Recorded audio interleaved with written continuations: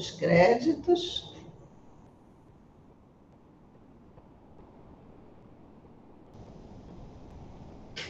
Bom, queridos amigos, Vanderlei vai continuar aquele estudo que ele está fazendo, né? É do capítulo 4 do Evangelho, né? É. Nós estamos no item 4. Vamos para o item 4. Tá?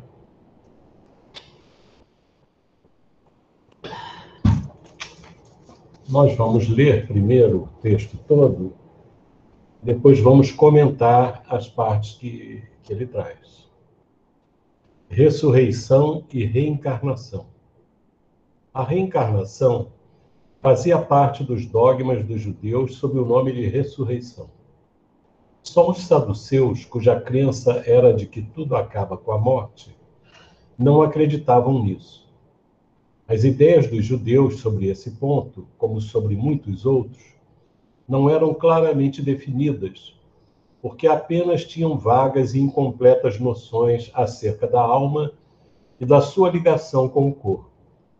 Criam eles que um homem que vivera podia reviver, sem saberem precisamente de que maneira o fato poderia dar-se. Designavam pelo nome de ressurreição o que o Espiritismo mais judiciosamente chama reencarnação.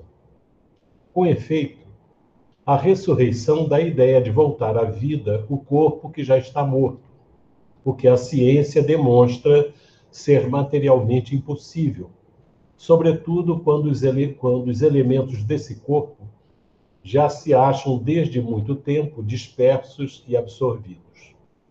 A reencarnação é a volta da alma ou espírito à vida corpórea, mas em outro corpo especialmente formado para ele e que nada tem de comum com o antigo. A palavra ressurreição podia assim aplicar-se a Lázaro, mas não a Elias, nem aos outros profetas. Se, portanto, segundo a crença deles, João Batista era Elias, o corpo de João não podia ser o de Elias, pois que João fora visto criança e seus pais eram conhecidos. João, pois, podia ser Elias reencarnado, porém não ressuscitado. Então, Kardec coloca nesse capítulo, destaca nesse capítulo, com grande importância, a questão da reencarnação, que o Espiritismo considera um ponto fundamental para o entendimento de todas as questões de ordem moral, das ligações com relação a Deus e tudo mais. E ele começa dizendo que a reencarnação fazia parte dos dogmas dos judeus sob o nome de ressurreição. Existe um historiador judeu que viveu na época, que viveu de 37 a 38 da era cristã até o ano de 101 também da era cristã. O historiador judeu, fariseu, que colocava o seguinte: ensinam os fariseus que as almas são imortais e que as almas dos justos passam depois desta vida a outros corpos. Ele vai mais adiante. Existem contestações em relação a ele dos que seguem o judaísmo, mas ele é uma dessas correntes que coloca, e é fariseu, que aceita a ideia da vida, de uma nova existência após a morte. Não estamos falando de existência no mundo espiritual, de sobrevivência, mas de retorno à vida física.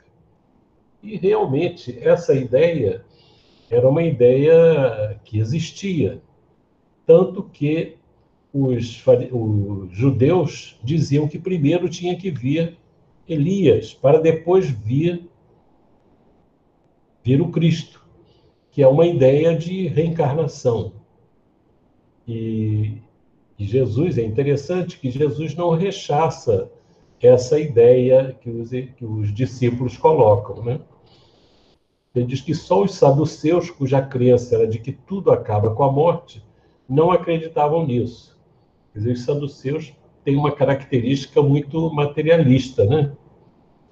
E as ideias dos judeus, pelo que a gente pesquisou, a respeito da vida após a morte, não é levada, pelo menos para aqueles que têm uma projeção e que nós pesquisamos, elas não eram, não é um assunto muito procurado, não é um assunto muito trabalhado, é meio nebuloso. Eles dizem que as pessoas, quando morrem, elas ficam num estado de adormecimento, de um estado, como se tivessem, tem um termo que eles usam que me falta aqui, e depois chegam a ficar aguardando um tempo em que seria o juízo que Deus ia chamar. E é interessante que essas ideias têm uma repercussão em certas áreas do cristianismo. O cristianismo dos cristãos, não o cristianismo do Cristo, que há uma diferença grande aí. São ideias que foram absorvidas, né, do povo judeu e entraram nas ideias de certas crenças ditas cristãs. Então, eu disse que como esse ponto, como muitos outros, não estavam claramente definidos. Porque é interessante que eles falam também de um mundo novo. Eles ficam aguardando um mundo novo. E a ideia é que esse mundo novo é no corpo físico mesmo, que eles retornariam à vida física numa condição diferente. Mas não diz para onde vão aqueles que não são escolhidos. É uma coisa muito nebulosa. E a gente até entende, porque nós hoje temos muitas informações sobre o que ocorre após a morte por aqueles que estão do lado de lá, que desencarnaram e que nos trazem as suas experiências e nos dizem como eles se encontram e como muitos se encontram. Então é compreensível isso. E aí a gente vê a importância do Espiritismo no esclarecimento dessas questões do após a morte, né? Então eles tinham vagas e incompletas noções acerca da alma e da sua ligação com o corpo. Então eles criam que o homem que vivera podia reviver, mas não sem saberem precisamente de que maneira o fato poderia dar-se. Eles chamavam de ressurreição, o que o Espiritismo chama com mais propriedade de reencarnação. E ele compara, esclarece que a ressurreição é a ideia de voltar à vida o corpo que já está morto. É interessante que ainda hoje existem correntes que sustentam isso, que o corpo vai reviver. Nós sabemos que o corpo, quando sucumbe, ele vai se transformando, vai se modificando e vai se dissolvendo e criando outras espécies, né, participando da natureza, né? As coisas vão mudando. E ele diz que essa ideia de voltar à vida do corpo, né, isso é uma coisa materialmente impossível. A gente já sabe o destino do corpo quando ele se deteriora e se modifica. Já a reencarnação, não. É a volta da alma ou espírito à vida corpórea. A ideia de que a pessoa retorna, nasce novamente num corpo novo, né? Em outro corpo especialmente formado para ele, que não tem nada de comum com o antigo. Então ele diz aqui, com clareza, né, que a ressurreição poderia se aplicar a Lázaro, mas não Elias. Supondo que Lázaro tivesse morrido. Mas nós sabemos que essa ressurreição de Lázaro é um processo é uma doença, né? uma catalepsia, em que a pessoa até começa a deteriorar, mas ainda existe vida ali. E nessas condições, Jesus, no caso, quando manda retirar Lázaro do túmulo, de retirar os panos que o envolviam, Jesus transfere para ele uns fluidos de vida, né? Fortalecendo aquele retorno à vida normal. E a gente lembra o caso de Dona Ivone Pereira, que quando era criança, ela foi dada como morta, né? Foi dada como morta, né? Como, velho? Bebezinha. Como bebezinha foi dada como morta. E a mãe tinha uma intuição de que ela não tinha morrido. É lógico que muita gente, quando tem um parente que falece, ela tem a impressão que o parente não desencarnou, não morreu. E fica na expectativa de que ele se levante. Mas no caso dela, era uma intuição muito forte. Ela ora a Maria de Nazaré e pede se ela não estiver morta, que me dê um sinal. E tinha alguém que estava mexendo nas flores, ela já estava no caixãozinho, né? Mexendo nas flores e espetou um espinho nela, na Dona Ivone, bebê. E ela deu um sinal de vida e voltou a viver. Então, a Dona Ivone tinha essas características, né, de desdobramento e de ficar nesse estado. Existem relatos muito interessantes sobre isso, de pessoas que depois de dadas como mortas, retornaram à vida espontaneamente, sem nenhuma ação de ordem exterior. Há um relato no livro do Álvaro Crispino, de um caso que a pessoa ficou dias, né? Ficou dias na geladeira do hospital, que estava dada como morta, e que ia ser levada para servir nas aulas de anatomia. E quando fizeram uma incisão no corpo, a pessoa acordou. Então, é muito interessante isso, e são fatos muito comuns. A mesma questão ocorreu com o filho da viúva lá da cidade de Naim, que as pessoas disseram que quando ele chegou, disseram, não, ele já morreu, ele já morreu. Ele falou assim, não, ele não morreu, ele apenas dorme. E chega lá, manda se levantar com poder fluídico, vibratório, a autoridade de Jesus, a criança levantou. Então a gente observa, de um lado, a existência comum disso, e de outro lado, a força das vibrações, dos fluidos, que podem favorecer o retorno de uma pessoa nesse estado. Agora, pode ocorrer que a pessoa venha até a ser sepultada e despertar dentro do caixão, né? Eu sei que é desagradável a gente falar essas coisas, né? Mas isso aí seria, naturalmente, um resgate de alguma coisa que a pessoa fez em vidas passadas. Isso pode ocorrer. Então, a ressurreição se aplicaria a Lázaro, mas não a Elias, nem aos outros profetas. E nós destacamos na semana passada que Elias, algumas crenças religiosas de origem cristã, dizem que Elias, para combater a reencarnação, para não aceitar a reencarnação, porque aqui fica muito claro, dizem que Elias não morreu. Olha, Elias viveu séculos antes. Ele não tinha morrido, mas que ele tinha sido arrebatado para o céu.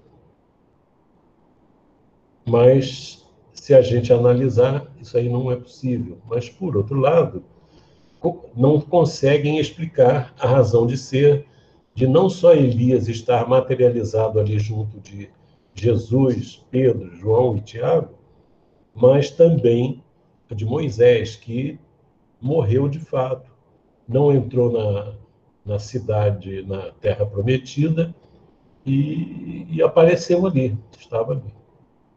E não era o corpo físico que estava, o corpo espiritual. É interessante que o que confunde mesmo muito as pessoas é o desconhecimento do corpo espiritual.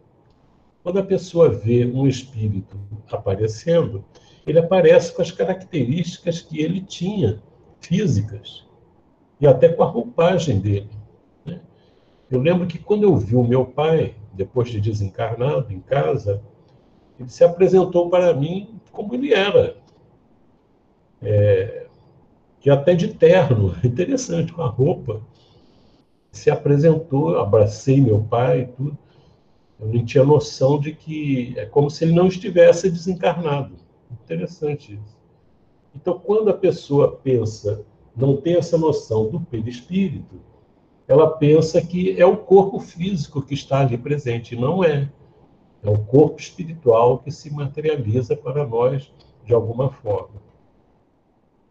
Então ele diz, se, portanto, segundo a crença dele, João Batista era Elias, aí tem uma outra questão também, né? O corpo de João não podia ser o de Elias, porque João fora visto criança e seus pais eram conhecidos. João, pois, podia ser Elias reencarnado, porém não ressuscitado. Então, esse é um ponto fundamental. Uma coisa interessante que eu queria destacar é que Kardec, quando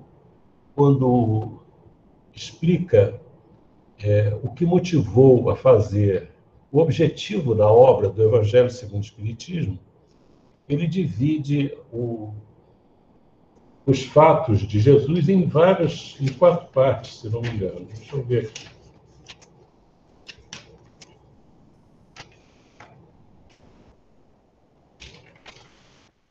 Aqui, podem dividir-se em 5 partes as matérias contidas nos Evangelhos.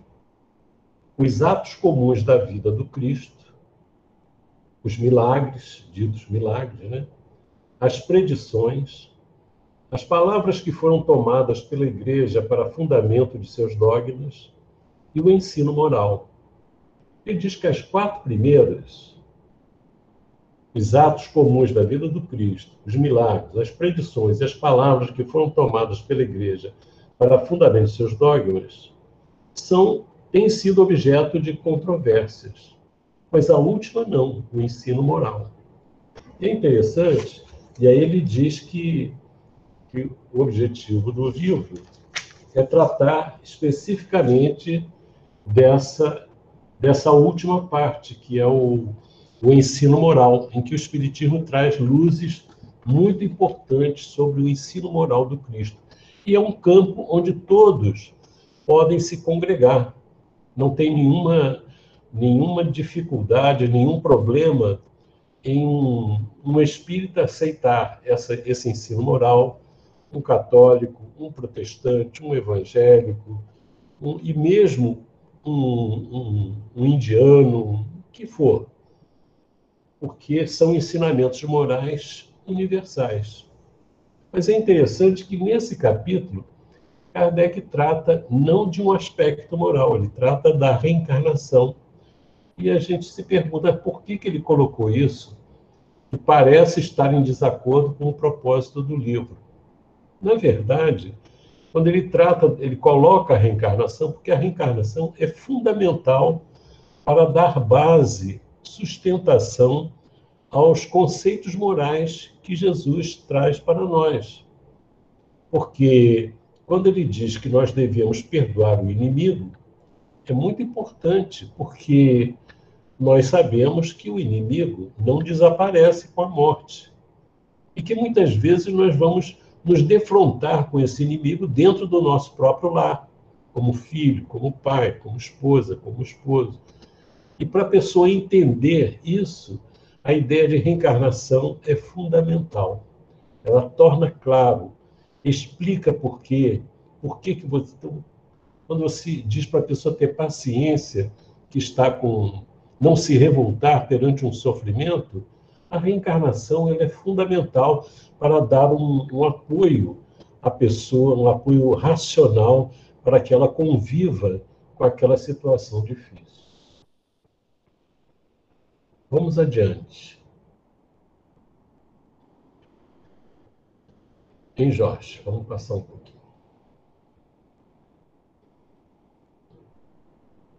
Aí, vamos ver aqui. Aí vem uma outra passagem, né? Ora, entre os fariseus havia um homem chamado Nicodemos, senador dos judeus, que veio à noite ter com Jesus e lhe disse: Mestre, sabemos que vieste da parte de Deus para nos instruir como um doutor, porquanto ninguém poderia fazer os milagres que fazes se Deus não estivesse com ele. Jesus lhe respondeu: em verdade, digo-te, ninguém pode ver o reino de Deus se não nascer de novo. Disse-lhe Nicodemos: como pode nascer um homem já velho? Pode tornar a entrar no ventre de sua mãe para nascer segunda vez?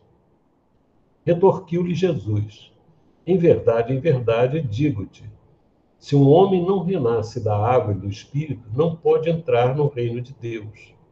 O que é nascido da carne é carne, e o que é nascido do Espírito é Espírito.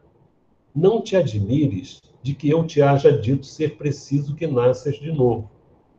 O Espírito sopra onde quer e ouves a sua voz, mas não sabes de onde vem ele, nem para onde vai.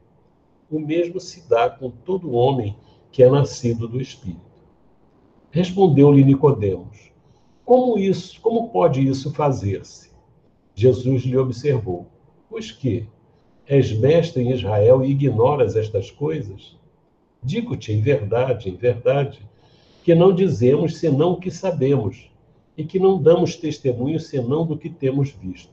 Entretanto, não aceitas o nosso testemunho. Mas se não me credes quando vos falo das coisas da terra, como me crereis quando vos fale das coisas do céu? Em João, capítulo 3, versículos 1 a 12. É muito interessante. E aí tem, nesse finalzinho, ele fala assim, né? Eu te falo das coisas da terra, não me crede. Como é que você vai entender se eu te falar das coisas do céu? Isso identifica claramente que Jesus não podia se aprofundar em determinados pontos, determinados ensinamentos. Fica bem claro. Porque ele está se encontrando um doutor da lei, um homem que era um líder, um fariseu líder lá no Sinédrio. Se ele não entendia que era um homem preparado, intelectual, como que o povo iria entender os outros detalhes? Não fazia sentido.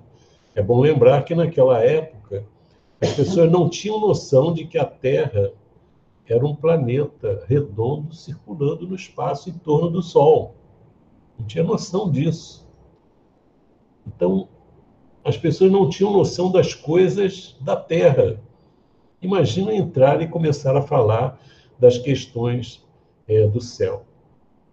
Imagina Jesus explicando colônias espirituais para eles. É impossível. Não era hora para isso. Então, ele deixou alguns pontos marcados para serem desenvolvidos depois. Vamos ao começo ali. Primeiro de tudo, quem é Nicodemos? Era um fariseu, ele diz senador dos judeus, mostra a importância dele. Na verdade, lá não existia um senado, né? Existia o sinédrio, que tinha uma função religiosa e política. Eles tinham poderes políticos permitidos pelos romanos, que deixavam o povo conduzir as suas questões religiosas e não se intrometiam nas questões religiosas dos judeus. Tinha uma convivência bem estabelecida. Nesse campo, vocês realizam. Mas tinham também o poder de julgar as pessoas, de condenar as pessoas, de até executar as pessoas, como ocorreu com Estevão, através do processo levado a efeito por Saulo de Tarso. Então, o Nicodemos, ele estava nessa condição. Mas é interessante que ele vai buscar Jesus à noite.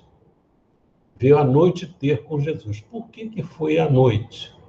A gente lembra do encontro de Públio Lentulus com Jesus, que ele não queria se expor, porque ele era um senador romano. Mais do que isso, ele estava acima hierarquicamente, do Pilatos. Então, ele, nessa condição, entrar em contato com Jesus, e o povo todo vendo, ele achava que não ia ficar bem para a posição dele, não queria se expor. Da mesma forma, Nicodemos, a gente vê que existiam vários homens do Sinédrio que levavam em consideração os ensinamentos de Jesus, porque Jesus ensinou muito também nas sinagogas, no Sinédrio, lá no templo, esteve lá. E ele falou. E as palavras de Jesus e as ações dele, as curas, os chamados milagres, né? Essa palavra milagre, ela tem uma conotação religiosa e que significa uma derrogação da lei de Deus em certas circunstâncias. Considerando dessa forma, a doutrina espírita não concorda que existam milagres dessa natureza. Mas, e não entra em discussão se Deus, em algum momento, resolveu modificar as suas leis para atender um caso especial. Porque o Espiritismo diz que nenhum dos chamados milagres colocados pela humanidade, relatados a respeito de Jesus na Terra, nenhum deles deixa de ser explicado por questões naturais, se nós considerarmos os fluidos, os conhecimentos novos que o Espiritismo traz. Os Espíritos trouxeram para o nosso conhecimento. Mas ele diz, porquanto ninguém poderia fazer os milagres ou os feitos difíceis de entender para eles, como a cura de um cego, a cura de um coxo, a limpeza do corpo de um leproso, a cura, o afastamento de alguma entidade espiritual perturbada. Então, muitos que viam isso, falam, puxa, esses são sinais importantes, que ele diz aqui, ó. Sabemos que vieste da parte de Deus para nos instruir como um doutor. E Jesus não era um doutor do mundo, né? Era muito mais do que isso. Porquanto ninguém poderia fazer os milagres que faz se Deus não estivesse com ele. Então, eles reconheciam, pela origem, pela ligação de Jesus com Deus, que ele era o Cristo. Porque ninguém poderia fazer o que ele fazia se Deus não estivesse com ele. E como todos esperavam a vinda do Cristo, naturalmente compreendiam que este era o Cristo. E a gente sabe que a atividade de Jesus nesses sinais que fazia, nesses chamados milagres, era exatamente para que as pessoas vissem, observassem esses fatos para crerem nas palavras dele, nos ensinamentos dele. Era uma forma de sensibilização das criaturas para os ensinos. Porque Jesus não veio à Terra para curar os corpos. Não veio para isso. Porque os corpos iam perecer mais cedo ou mais tarde. Não tinha como, faz parte da natureza. Ele veio para curar as almas, que era mais importante. E para isso, ele atendeu, abençoou as pessoas, né? Corrigiu, diminuiu o sofrimento das pessoas fisicamente, mas ele sabia que a grande parte, a maior parte dos sofrimentos das pessoas, das doenças, eram devidas às suas os seus erros do passado em outras encarnações. Então, era importante que eles pudessem absorver as suas lições para viverem de acordo com as leis de Deus, fazendo a vontade de Deus. Fazendo isso, a alma se depura e só vai passar por sofrimentos que não sejam ligados aos erros do passado, mas sofrimentos que são inerentes às provas que as pessoas são submetidas e que também não são fáceis para desenvolver as virtudes necessárias. Ou então, também, pela ignorância do povo, como ocorreu com Jesus. Jesus não tinha dívida nenhuma, não passava por prova nenhuma, mas era inevitável que a ignorância da humanidade reagisse contra o despertamento que Jesus procurava fazer para as pessoas se elevarem.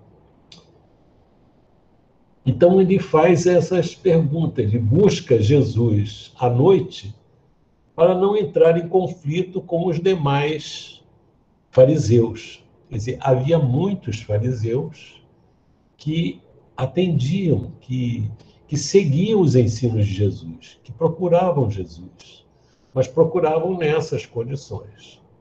A gente vai ler, quando vê lá no Novo Testamento, quando Jesus é crucificado, o José de Arimateia, que também era um fariseu, vai junto com Nicodemos pedir a Pilatos para enterrar o corpo de Jesus. Então, são dois fariseus. Interessante isso. Não foram os cristãos, olha assim, não fariseus, que foram pedir para retirar o corpo. Foram dois fariseus. O que mostra o reconhecimento de uma parte do templo, dos importantes, dos senhores do templo, da condição de Jesus. Agora, faltou a eles, talvez, a coragem devida para impor, impor não é bem a palavra, para defender, para impedir aquelas ações dos fariseus que dominavam. Quer dizer, a gente vê que não somente Pedro negou, mas também outros negaram, né? Mas havia debates entre eles, debates importantes.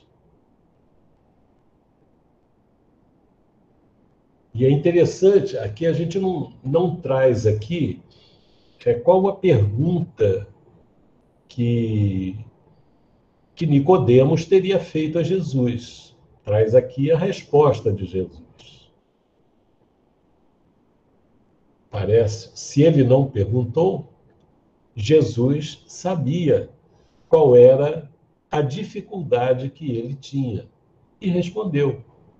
Jesus lhe respondeu: em verdade, digo-te, ninguém pode ver o reino de Deus se não nascer de novo. Olha só que legal, né? Quando Jesus diz isso, e o Nicodemos responde o quê? Como pode nascer um homem já velho? Pode tornar a entrar no ventre de sua mãe para nascer segunda vez? É muito interessante essa colocação do Nicodemos, porque ele não contesta a ideia da reencarnação. A dúvida dele era como o espírito podia reencarnar. Como pode? Eu vou renascer? Como pode um homem velho, um homem já velho, vou nascer de novo? Pode tornar a entrar no ventre de sua mãe para nascer segunda vez? Ou seja, ele não está indo contra a ideia. A dúvida dele é que ele não sabia como isso aconteceria, como ocorreria. Será que vai ter que entrar no ventre da mãe de novo? Ele já velho? E aí Jesus, eu acho muito interessante esse diálogo, né? Porque ele tem coisas aqui que não estão explícitas, mas que a gente deduz em função das colocações, o que comprova aquilo que o Kardec está dizendo. que eles tinham a ideia da reencarnação com o nome de ressurreição, mas não sabiam exatamente como isso funcionava. Hoje, no Espiritismo, nós temos noções muito importantes e detalhadas desse processo de reencarnação, como se dá. Na época, não fazia sentido Jesus entrar nessas explicações. Imagina Jesus falando sobre o planejamento reencarnatório, sobre fluidos, sobre a gestação. Eles não tinham nem noção de como se dava a própria gestação, né? Você vê que André Luiz, a gente estava estudando lá no Boa Nova, na nossa reunião de estudo, quando eu estava na presencial, nós estudamos aquele caso de reencarnação do Sigismundo, e tem um momento que é interessante, que eles conseguem resolver as dificuldades vibratórias do pai, da mãe e do próprio Sigismundo, e que o casal, então, retorna ao corpo físico e vão ter uma comunhão sexual em que o Sigismundo seria ligado ao corpo que iria nascer no ventre da mãe. E aí eles tinham que fazer algumas operações, alguns trabalhos na organização física que estava se formando, que iria se formar. E o André Luiz fez uma pergunta: como é que é? Nós vamos assistir isso daí? Então, acho que o Alexandre, né, diz para ele assim: não, nós temos tempo, que até o espermatozoide fecundar o óvulo, a gente tem um período de tempo aí. Olha só que interessante. Aí a Vilma, que é bióloga lá da Fiocruz, ela falou para você: isso é muito interessante, porque o André Luiz, no tempo que ele foi médico, a ciência não sabia como isso funcionava. Olha só que interessante. Eles não tinham conhecimento aqui na Terra de como era esse processo da fecundação, exatamente, só ocorreu depois. Então ele pergunta, faz essa questão. Aí Jesus responde: em verdade, digo-te, se um homem não renasce da água e do Espírito, não pode entrar no reino de Deus. E aí ele explica: o que é nascido da carne é carne, e o que é nascido do Espírito é Espírito. Não te admires de que eu te haja dito ser preciso que nasças de novo. O Espírito sopra onde quer e ouves a sua voz, mas não sabes de onde vem ele, nem para onde vai. O mesmo se dá com todo homem que é nascido do Espírito. Puxa mais para cima aí para a gente ver.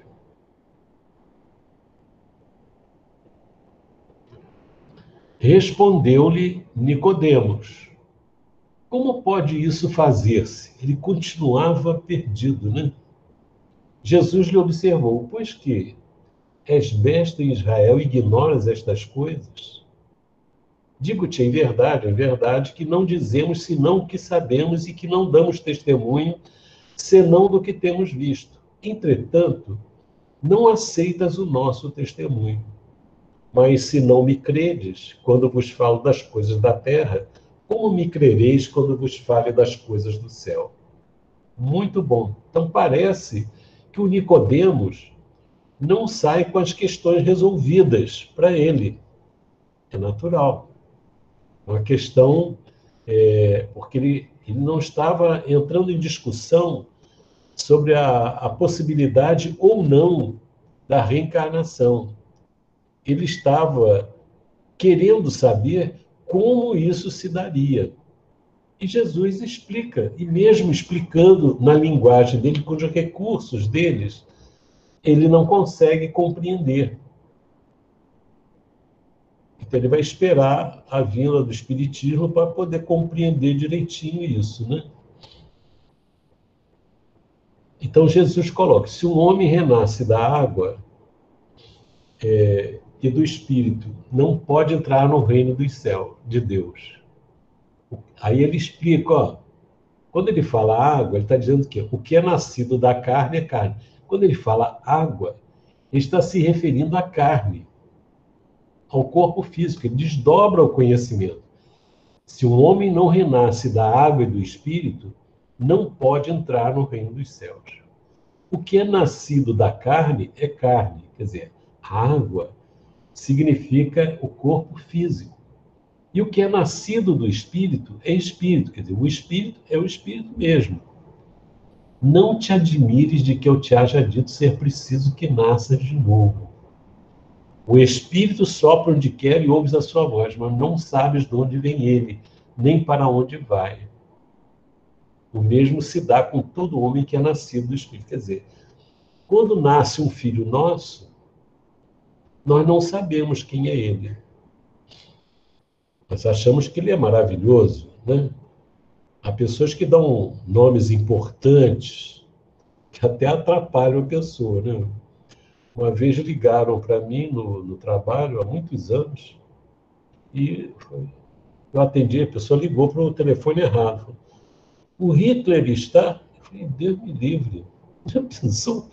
Uma pessoa dá um nome para o filho de Hitler, né? Então, a pessoa às vezes dá nomes importantes que dificultam a vida da pessoa. Teve um outro amigo nosso que já desencarnou, que tinha mediunidade de evidência, né? Lá de Niterói. O pai de uma companheira nossa, né? Américo Borges, pessoa conhecida no movimento espírita. Ele tinha tinha um escritório lá, um trabalho, e uma vez a secretária chegou para ele, ó, tem 2 pessoas aí querendo falar com você, com o senhor. Ele foi e falou assim, quem são? Ela, é Jesus e Kardec. Aí ele falou assim, pode entrar, Jesus, eu estou bem, pode entrar. Era um rapaz chamado Jesus e um outro chamado Kardec, né? Poxa, isso deve ser um peso muito grande, né, para a pessoa carregar no ombro, né? Agora, vamos analisar aqui. Quando ele diz que renasce da água, a água ela é muito importante, né? Kardec vai explicar alguma coisa sobre isso, mas a gente pode adiantar outras coisas. Por exemplo,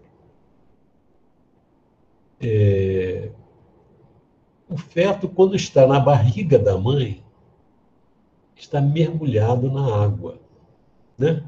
No líquido, né? É aquela vida ali mergulhada, delícia, né? Ali, só no come e dorme, né? Com aquecimento, com afeto da mãe, tá ali. É para nós, de repente, esse nome feto deve ter alguma relação com afeto, né? Agora me vê essa ideia aqui. Se você é um ser que precisa de muito afeto para um dia deixar de ser feto, vir à luz do dia, né? Então a gente observa que, e quando a gente olha, quando o espermatozoide fecunda o óvulo, o que é aquilo? Aquilo é uma gota d'água, né? A gente pode forçar o entendimento dessa forma. É uma gota d'água. Nascer da água. E o espírito? A gente estava falando do espírito, a gente não sabe quem é. Por isso que a gente precisa ter muita atenção.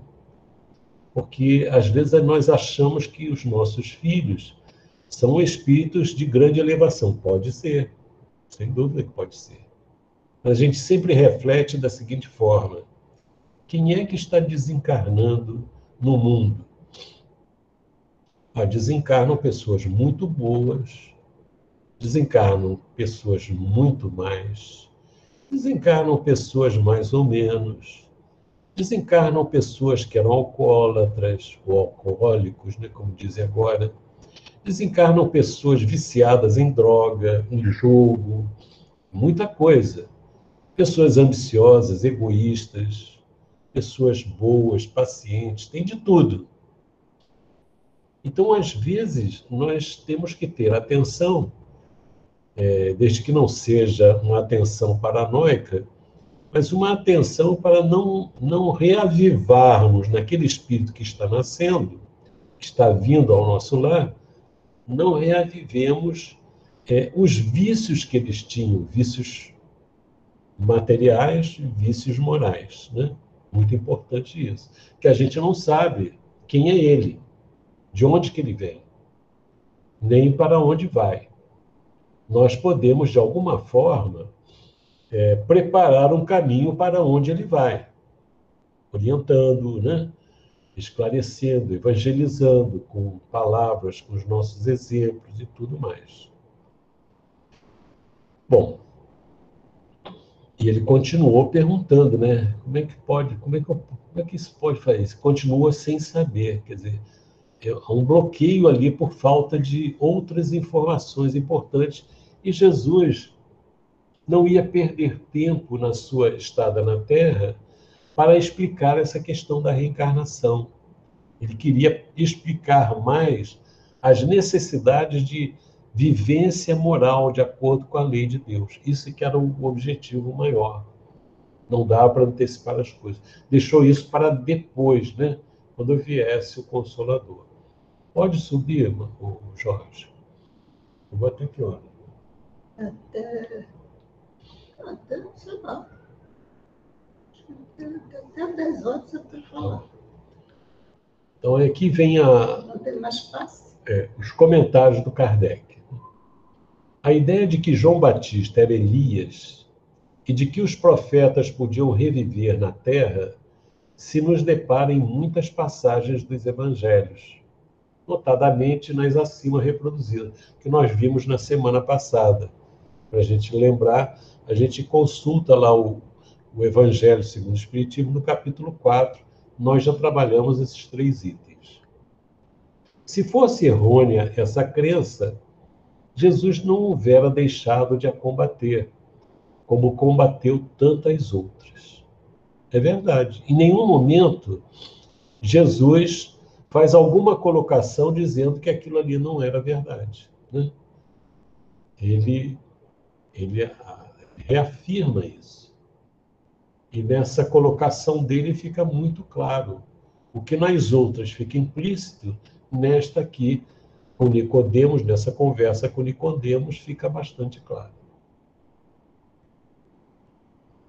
Longe disso, ele a sanciona com toda a sua autoridade e a põe por princípio e como condição necessária quando diz: ninguém pode ver o reino de Deus se não nascer de novo.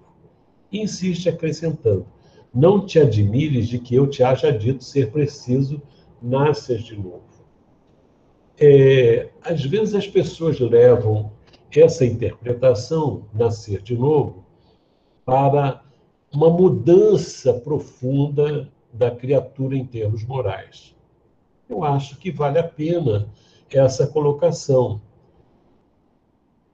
porque somente a pessoa se renovando em termos morais é que ela vai poder entrar no reino de Deus. Mas a gente sabe que para que essa renovação se dê, é necessário que a pessoa viva muito tempo, né? Muitas existências. E é interessante, se a gente tivesse uma vida só, veja só, nós temos à frente, vamos pensar em eternidade, não a eternidade de Deus, que é aquela eternidade que não tem começo e não tem fim. Vamos ver a nossa semi-eternidade, ou seja, nós temos um começo, que é quando fomos criados por Deus, e pela frente nós temos uma eternidade a viver. Faz algum sentido a gente ter uma vida física, apenas uma única vida física, se nós temos a eternidade pela frente? Se basta apenas uma vida física, o que nós vamos fazer nessa eternidade para a nossa frente? Se vamos fazer alguma coisa que construa dentro de nós uma renovação, um crescimento espiritual, um crescimento intelectual, vale outra pergunta. Por que, então, é necessária uma vida física? Para quê? Se nós podemos nos desenvolver intelectualmente e moralmente fora do corpo.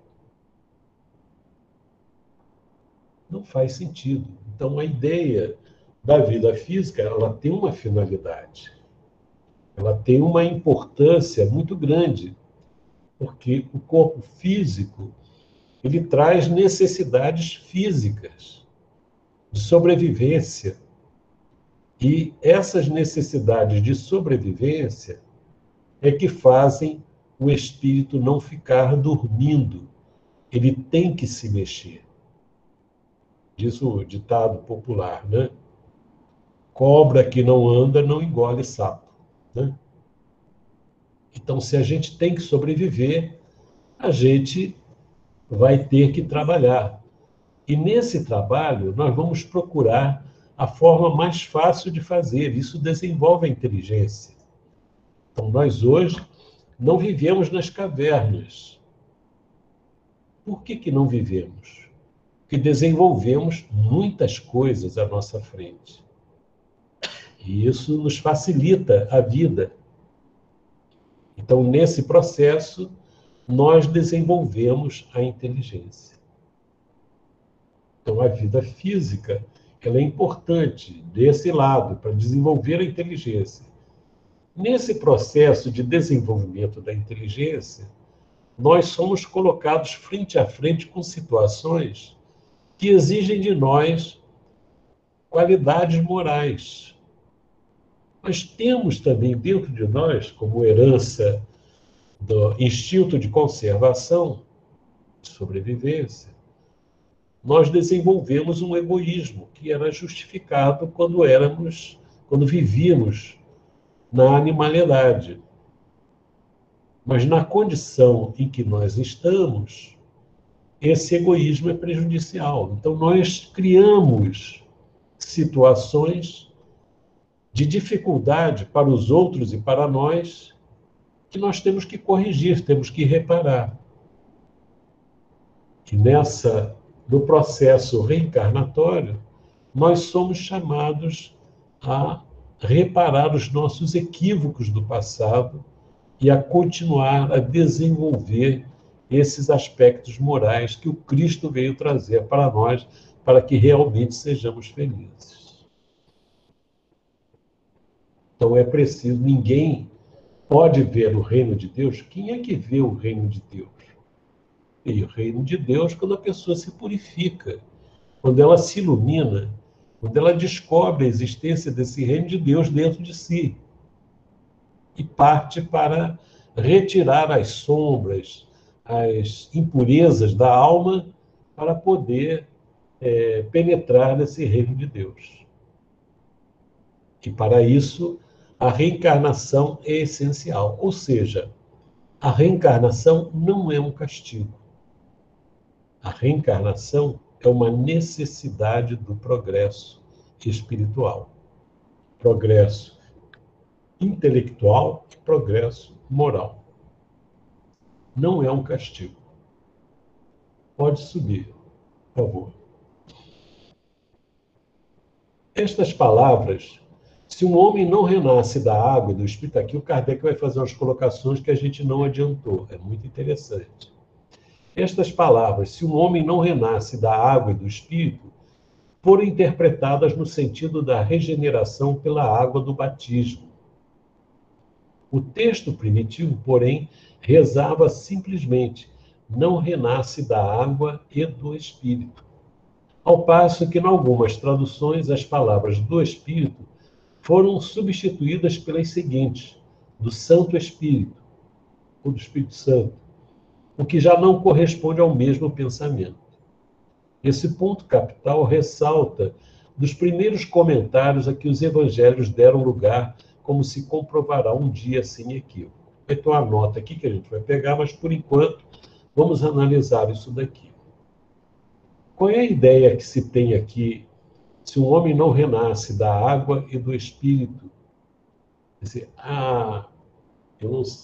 a ideia desse batismo que os nossos irmãos da Igreja Católica consideram importante, tem ligação, tem a justificativa de que é para retirar, se não me engano, para retirar o pecado original.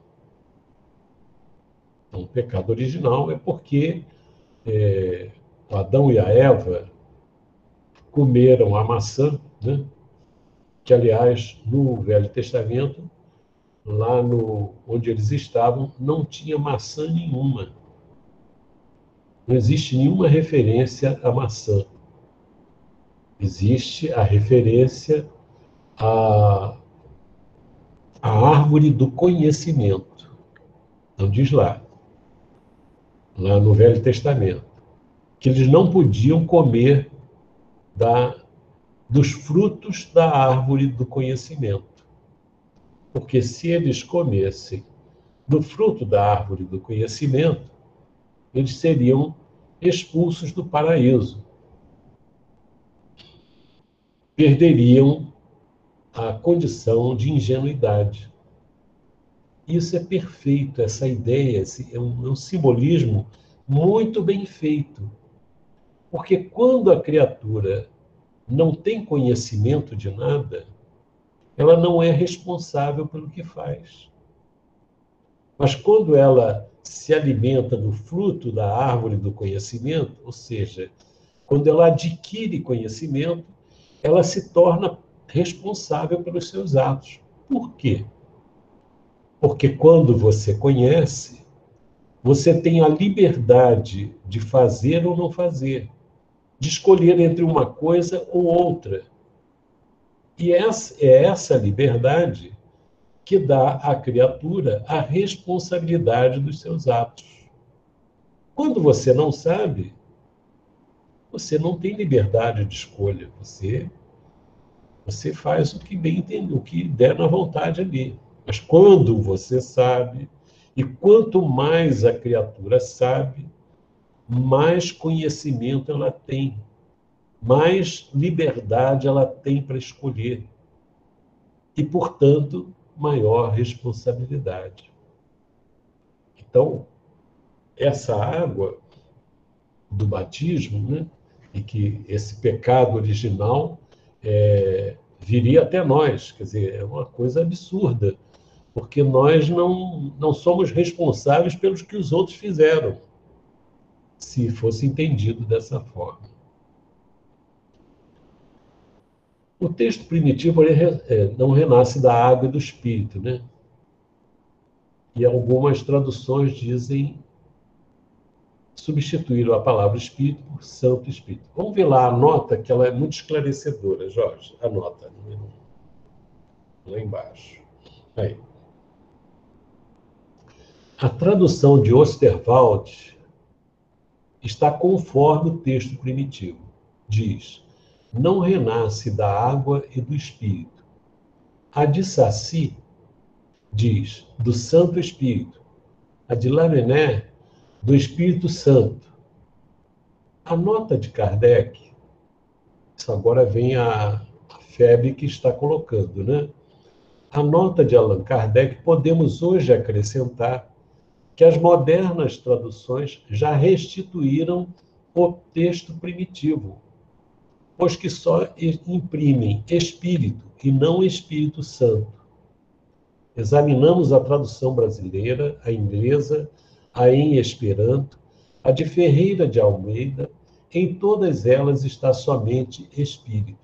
Eu tenho a de Ferreira de Almeida aqui e outras também. Além dessas modernas, encontramos a confirmação numa latina de Teodoro de Beza, de 1642, que diz: Genitus ex aqua et spiritu, et quod genitum est ex spiritu, spiritus est. Todo mundo entendeu, né? Não precisa nem traduzir isso, está claro. É fora de dúvida que a palavra santo foi interpolada, como diz Kardec. Essa é a nota da editora da FEB em 1947. Então, a pessoa nasce da água e do espírito, né? O que é nascido do espírito é espírito. Espírito é. Né? Tem mais embaixo? Não, né? Não, vamos voltar lá. Não, o Kardec é admirável, né? A gente lê a obra de Kardec, lê o Evangelho segundo o Espiritismo, os esclarecimentos que ele traz, a clareza, como as coisas ficam claras para a gente compreender, né? Vamos para o item 8, por favor.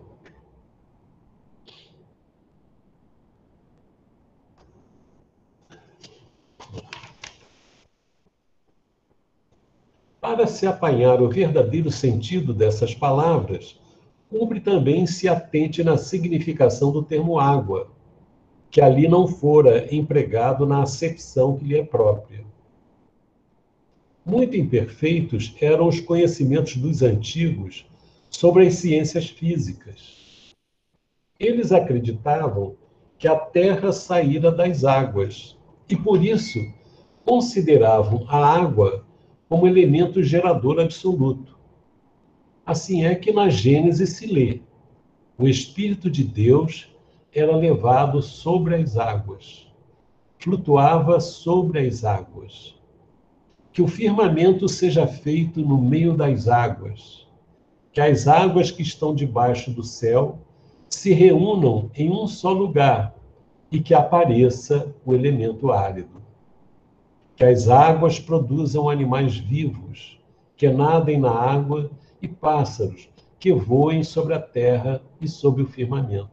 Olha só que legal isso, né? Kardec traz para a gente, é profundo conhecedor das escrituras, de muita coisa, cultura vastíssima. Ele diz aqui, ó, o Espírito de Deus, na Gênesis, né? O Espírito de Deus era levado sobre as águas, flutuava sobre as águas. E aí, olha só, o que a água vai fazer? Vai ser a origem, a água vai dar origem a quê, segundo a Gênesis? Que o firmamento seja feito no meio das águas. Quer dizer, as águas gerariam o firmamento. Que as águas que estão debaixo do céu se reúnam em um só lugar e que apareça o elemento árido. A água daria origem ao elemento árido. E aqui, então, fica muito claro que as águas produzam animais vivos, que nadem na água, e pássaros que voem sobre a terra e sobre o firmamento. Ou seja, a água é que iria gerar os animais que nadam na água e os pássaros que voam sobre a terra e sobre o firmamento. Então, a ideia de que a água era a geradora de tudo. Por isso que Jesus fala, na época, usando a linguagem da época, que o homem teria que nascer da água e do Espírito. Muito, muito claro isso. Segundo essa crença, a água se tornara um símbolo da natureza material, como o Espírito era o da natureza inteligente. Estas palavras, se o homem não renasce da água e do Espírito, ou em água e em Espírito, significam, pois, se o homem não renasce com seu corpo e sua alma, é nesse sentido que, a princípio, as compreenderam. Muito claro, né? Não fala essa questão da água e do espírito. Tal interpretação se justifica, aliás, por estas outras palavras. O que é nascido da carne é carne, e o que é nascido do espírito é espírito. Jesus estabelece aí uma distinção positiva entre o espírito e o corpo. O que é nascido da carne é carne, indica claramente que só o corpo procede do corpo, e o que o espírito independe deste. Ele separa, né? Ele mostra essa essa individualidade. A carne é uma coisa, o espírito é outra coisa. O espírito habita o corpo, né? Habita a carne, né? E desenvolve. Vai lá. Vamos para o item 9 agora. Pode subir mais um pouco, que aí a gente já... Acho que não vai dar mais não. Vai dar mais não. Tem mais 10 minutos, tá? Deixa eu ver aqui. No máximo até 55. Não, vou pegar esse item 9, que aí a gente fecha esse assunto.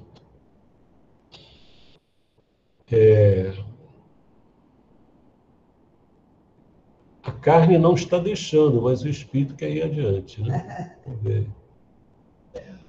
O espírito sopra onde quer, ouves-lhe a voz, mas não sabes nem de onde ele vem, nem para onde vai. Pode-se entender que se trata do Espírito de Deus, que dá vida a quem ele quer, ou da alma do homem. Nesta última acepção, não sabes de onde ele vem, nem para onde vai, significa que ninguém sabe o que foi, nem o que será o Espírito. Se o Espírito ou alma fosse criado ao mesmo tempo que o corpo, saber-se-ia de onde ele veio, pois que se lhe conheceria o começo. Como quer que seja, essa passagem consagra o princípio da pré-existência da alma e, por conseguinte, o da pluralidade das existências. O Kardec é fenomenal, né? Quando ele diz, o Espírito sopra onde quer, ouves-lhe a voz, mas não sabes nem de onde ele vem, nem para onde vai, ele está dizendo que, aqui embaixo, se o espírito ou alma fosse criado ao mesmo tempo que o corpo, como aqueles que não creem, não aceitam a reencarnação dizem, nós saberíamos de onde ele veio. Pois saberíamos, conheceríamos o começo dele. Né? Se foi criado ali na hora que o corpo é criado, você sabe de onde ele veio, igual o corpo. Né? Então isso, quando ele diz que a gente não sabe de onde ele vem, nem para onde vai, significa que se eu não sei de onde que ele vem, significa que ele vem de algum lugar antes do corpo. Antes dele se ligar ao corpo, ele está numa condição em que ele já existe. Não é na hora que vai nascer. Então isso passa a ideia da pré-existência da alma, né? E, em consequência, da pluralidade das existências. A lógica de Kardec é fantástica, né? É profunda, é clara, é evidente. Qualquer coisa diferente disso, é preciso fazer uma ginástica mental para aceitar. E é interessante, quando ele, nas Escrituras, o povo judeu aguarda a vinda do Cristo, é sinal de que ele já existia. Porque se Deus criasse, naquele momento em que o corpo é feito, um espírito da condição do Cristo, isso seria um privilégio. Ou seja, a bondade, a sabedoria do Cristo, tudo que ele representou durante a vida, seria um privilégio que Deus concedeu àquele ser que nasce ali. Mas nós sabemos que as coisas não procedem assim, porque Deus é justo. E nós poderíamos atribuir as nossas imperfeições a Deus, que não nos fez tão bons quanto o Cristo. Então, na verdade, o aguardar a vinda do Cristo significa crer na pré-existência da alma. E essa colocação que Jesus faz, que nós não sabemos de onde o Espírito vem nem para onde vai, também é uma confirmação da pré-existência da alma e, portanto, da pluralidade das existências. Eu acho que esse estudo do Kardec excelente para a nossa compreensão. Tá? Então, nós vamos terminar aqui. Nós vamos continuar depois, na segunda-feira. Tá bom? Então, nós fomos até o item 9, né?